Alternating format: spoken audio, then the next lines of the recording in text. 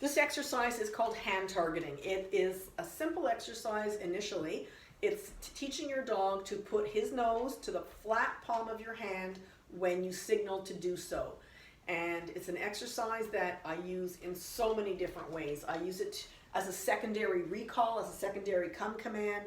Very often we mess up the word come for different reasons, but the word touch, very good. The word touch means the same thing basically. It means come here. So when you've trained it well, when you've trained it thoroughly, you'll be able to put your hand down regardless of how far you are or what's happening in the environment. Cue it, and then your dog will come running to you, put his nose to the palm of your hand, and your dog comes in front, and it's fantastic. Then it's up to you to do whatever you want to do after he does that. It's great for getting him on furniture or off furniture. It's great for when he happens to be chewing something you don't want him to be chewing. So instead of reprimanding and raising your voice, you can simply cue, hey, Oakley, touch. And then he will ideally stop doing whatever he's doing and come and touch your hand. So it's good for so many different things. It really, the list is endless. It's great outside to get the dog to change directions, to turn around, to get your dog to turn his head away from something when you're on a walk, because this hand, your palm of your hand, simply becomes a target for his nose. Ultimately, we can add duration, so he has his nose on your hand for an extended period of time. That's good for vet visits, and if you're doing sporting events or things, it comes in handy. But for the most part, for the average person, just a very simple touch. Yes, good boy, is all that you need. See, he's sniffing the food that I put up on the shelf over there. So instead of saying no, don't, off, stop, or anything else, I simply cue a behavior that he knows. I can reinforce that behavior, and it doesn't become a big deal to do for anything. So I'm going to show you how to start teaching this. It's very, very simple. Keep in mind, Louis does know this very well, but because this is an easy exercise for dogs to learn, I doubt very much you'll have any issues. So you do have your food ready. What I do recommend is getting out your 5 pieces of food, whatever you're going to be using. You want to make it very simple in the beginning for Oakley to be successful. So you have your food ready, and your hand is in neutral. You're going to place your target hand, and again, choose left or right, it doesn't matter. You will choose your target hand and put it literally within a few centimeters of his nose so he cannot fail. He will have no option but to touch. If anything, just to say, what is that and why is it here? So it's going to look like this. Yes. Say yes the second he touches your hand. Take your hand away and feed. Yes. Take your hand away and feed. Yes. Take your hand away and feed. I'll do it with the other hand. I'm not sure if you can, how well you can see it. Yes. Good boy. Very nice. Good job, buddy. Yes. Very good. So it's a relatively easy behavior to teach. As I said, Louis knows it well, so he does get it pretty quickly and pretty fast. But we're going to go over it in person. Make sure that you're able to do it nicely. And good job. You'll notice that I didn't actually say the word touch, which is my cue for doing the behavior. I simply used the visual of my hand as the cue for him to do the behavior. Don't get hung up on using words, commands. You'll have much greater success if you hold off on using any words right now and simply focus on getting the behavior that you want and then reinforcing it, either with food or play or whatever it is you're using as a reinforcer.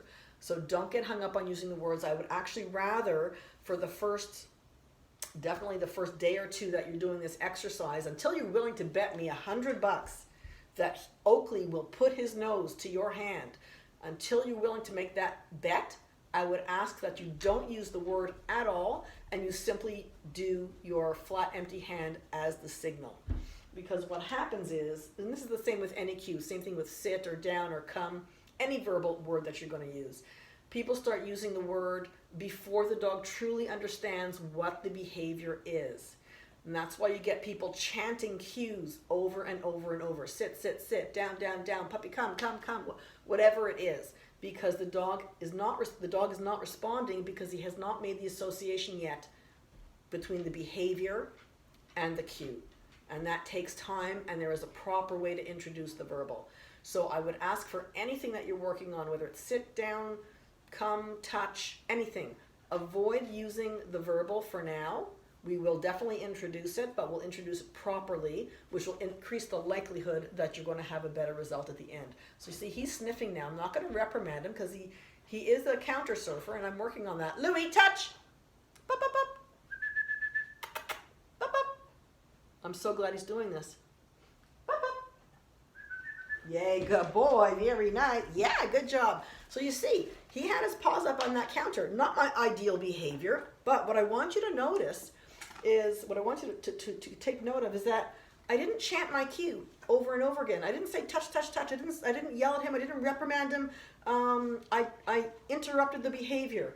So this is something that I am working on with him. He's 8 months old. He's still learning. That doesn't concern me. That's to me, that's not a big deal. Because I do have something that he has never had before, so it's brand new. Those treats that I'm using, they are a higher value, and they're up on a shelf, and he can smell. Good boy, and he can smell them. So, you know, you have to keep in mind the circumstances. Why is your dog doing whatever he is doing? So for him to go and investigate a very smelly, high value treat up there, that's not unusual. That's a normal dog thing to do. So in order to not make it worse, I'm not making a big deal about it. I'm redirecting him to a different behavior. The other thing that's important to note is he knows touch very, very well. Get it? He knows touch very, very well.